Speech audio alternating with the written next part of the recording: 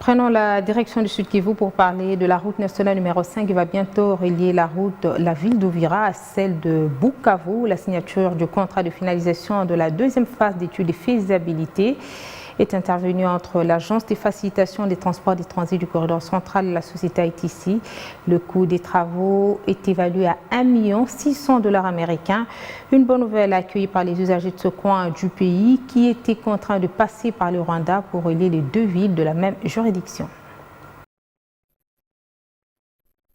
Ça y est, la signature du contrat de finalisation de la deuxième phase d'étude de faisabilité de la route nationale numéro 5 dans son tronçon compris Robéré Kamanyola Bukavu vient de se concrétiser. La cérémonie a eu lieu à Uvira entre l'Agence de facilitation des transports et des transits du corridor central et l'ITC devant le maire de la ville représentant le gouverneur de la province. Une bonne nouvelle qui va résoudre le long trajet effectué par les usagers de ce tronçon. Les deux principales villes du Sud Kivu doivent être reliées et non pas cette fois-là que nous puissions passer par le Rwanda pour atteindre notre province, le chef-lieu de notre province. Nous serons tellement heureux que cette route se construise, soit entretenue et que cette fois-là, je puisse dire que le maire et toute la population, le gouverneur et toute sa population de Sud Kivu,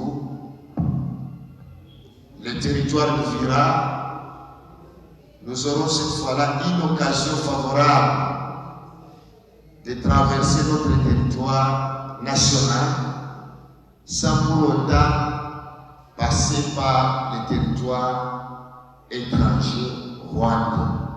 Évalué à 1,6 million américains, les coûts des travaux, la construction de cette route aux dimensions nationales et régionales bénéficient d'une nouvelle approche relative à la bancabilité. Nous avons également inclus une nouveauté cette fois-ci. Ce sont des études de faisabilité et de bancabilité.